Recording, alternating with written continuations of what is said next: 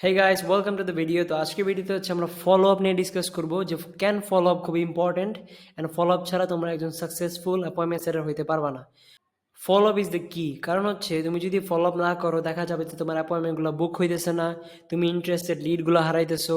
কারণ হচ্ছে তোমার যারা প্রসপেক্ট, তোমার যারা ক্লায়েন্ট, যাদের সাথে তুমি ডিএমসে বা ফোন কলে কথা বলতেছো, হইতে পারে তারা বিজি, তাদের লাইফে আরও প্রায়োরিটিস আছে, তাদের বিজনেস আছে, তাদের বাচ্চা কাচ্চা আছে, তাদের ফ্যামিলি আছে, ওইখানে তাদের সময় দিতে হয়। হইতে পারে তোমার কথা ভুলে গেছে, হইতে পারে তোমার জায়গায় আরেকজনকে মেসেজ দিছে, তার সাথে সে বিজি এখন। সো অনেক কিছু হইতে পারে, অনেক ওয়েতে সে তোমাকে ইগনোর করতে পারে বা তোমাকে অ্যাভয়েড করতে পারে যে কোনো ওয়েতে। সো এই জন্য ফলো আপ খুব ইম্পর্টেন্ট, যাতে তোমার কনভারসেশনের কন্ট্রোলটা তোমার কাছে থাকে আর কনভারসেশনটা যাতে কন্টিনিউ থাকে। এখন ধরো তুমি হচ্ছে একজন প্রসপেক্টের সাথে কথা বলতেছো, সে তোমার একটা মেসেজ সিন করার পরে বা একটা মেসেজ দেখার পরে আর কোনো রিপ্লাই দেয় নাই, তুমি অ্যাটলিস্ট 5 থেকে 10 বারের মতো তার সাথে ফলো আপ করো। এটা একটা rules. Follow up is the কি, ফলো আপ ইজ দ্য কি। ফলো আপ যদি না করো দেখা যাবে যে তুমি একটা অ্যাপয়েন্টমেন্ট বুক করতে পারবে না। প্রত্যেকটা অ্যাপয়েন্টমেন্টের জন্য ফলো আপ ইজ ইম্পর্টেন্ট। শুধু অ্যাপয়েন্টমেন্ট না, তুমি যদি ইমেল মার্কেটিং করো, তুমি যদি সেলস করো, তুমি যদি তুমি যদি অ্যাড রান করো, সব কিছুর ক্ষেত্রে আমাদের ফলো আপ দরকার। অ্যাডের জন্য আমরা ফলো আপ কীভাবে করি, রিটার্গেটিং অ্যাডস। সো এই জন্য ফলো আপ খুব ইম্পর্টেন্ট। অ্যান্ড হচ্ছে তোমরা যারা ফলো আপ করবে অ্যাটলিস্ট 5 থেকে 10 বারের মতো করো। প্রতি 48 ঘন্টা পর পর একবার করো বা 48 ঘন্টার ভিতরে একটা করো। অ্যান্ড তোমাদের যে ফলো আপগুলো সেটা যত সম্ভব শর্ট অ্যান্ড রিয়েলিস্টিক রাখার চেষ্টা করো, যাতে জিনিসগুলো রিয়েলিস্টিক হয় অ্যান্ড শর্ট হয়, ইজি হয় তার জন্য পড়া, যাতে নোটিফিকেশনটা সে একবারে পড়ে দেখতে পারে কুইকলি।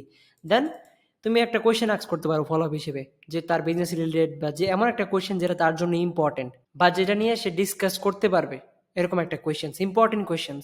সো এইভাবে তোমরা ফলো আপগুলো করতে পারো। If they don't respond to your message you can choose this: permission granted or not, thoughts on this. তুমি লিখতে পারো any thoughts on the above, still with me, everything is okay, did you get my last message. তারপর শুধু name দিয়ে একটা question mark দিতে পারো। সেগুলো হচ্ছে শর্ট সুইট ফলো আপ, যেটা আমরা ইউজ করি। এখানে আমাদের কয়টা আছে? 1টা 2টা 3টা 4টা 5টা 6টা 7টা। 7টা এনাফ। তুমি চাইলে আরও কিছু করতে পারো, তুমি একটা ফানি জিফ ইউজ করতে পারো, তুমি ইমোজিস ইউজ করতে পারো। সো এগুলো ওয়েতে কল বুক করার আগে তোমরা ফলো আপগুলো করতে পারবা। এখন ধরো তুমি একজন ক্লায়েন্টের সাথে একটা অ্যাপয়েন্টমেন্ট বুক করছো, ঠিক আছে? Once you book a call with an prospect, তুমি হচ্ছে তোমার গুগল ক্যালেন্ডার বা তোমার যে ডায়েরি বা তোমার যে নোট করার যে স্থানগুলো আছে ওইখানে লিখে রাখতে পারো প্রত্যেকটা জিনিস, যে এই টাইমে ওনার সাথে একটা মিটিং বুক করছি, আমার ফলো আপগুলো করতে হবে এই টাইমে। সো ওই ক্ষেত্রে তুমি ট্র্যাক করতে পারবা, আর ভুলবা না যে কার সাথে ফলো আপ করা উচিত, কার সাথে করা উচিত না। অবশ্যই প্রত্যেকটা, ধরো একটা অ্যাপয়েন্টমেন্ট বুক করছো, ঠিক আছে? ওই অ্যাপয়েন্টমেন্টের 24 ঘন্টা আগে, মানে একদিন আগে তাকে রিমাইন্ড করে দিবা যে না, তোমার আজকে একটা অ্যাপয়েন্টমেন্ট আছে। তারপর 2 ঘন্টা আগে একটা রিমাইন্ড করাই দিবা একটা মেসেজের মাধ্যমে যে তোমার একটা অ্যাপয়েন্টমেন্ট আছে। তারপর 30 মিনিট আগে একটা করাই দিবা। এখন ফলো আপ করার জন্য তোমরা কল করতে পারো, মেসেজ দিতে পারো, এটা কোম্পানি তোমাদের বলে দিবে, ঠিক আছে? তোমরা এই মেসেজটা দিতে পারো 24 ঘন্টা আগে। দেন 2 ঘন্টা আগে এই মেসেজটা দিতে পারো, তোমরা পড়ে নিবা প্রত্যেকটা জিনিস। 30 মিনিট আগে এই মেসেজটা দিতে পারো। তারপর হচ্ছে তোমার মেক শিওর করবা যে তারা হচ্ছে জুম কলে বা তোমার সেলস টিম আছে তার সাথে কলে আসছে কিনা। তুমি তাকে মেসেজ দিতে পারো, did you hop on a call with John or someone, did you join the Zoom link, বা যে কোনো বইতে তাকে কোয়েশ্চেন আস্কিং এর মাধ্যমে তুমি তাকে মেক শিওর করতে পারো। বা তোমার যে ক্লোজার বা সেলস টিম তাকে আস্ক করতে পারো যে সে কি কলে জয়েন করছে কি করে নাই।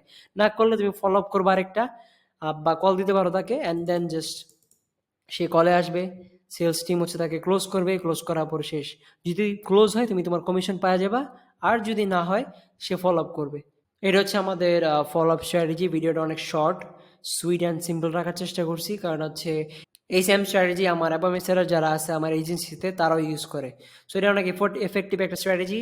অ্যান্ড মনে রাখবা, ফলো আপ ইজ দ্য কি। তুমি যদি ফলো আপ না করো কোনো জায়গায়, কোনো সময় একটা ডিল ক্লোজ করতে পারবা না, কোনো সময় একটা অ্যাপয়েন্টমেন্ট ভালো মতো বুক করতে পারবা না।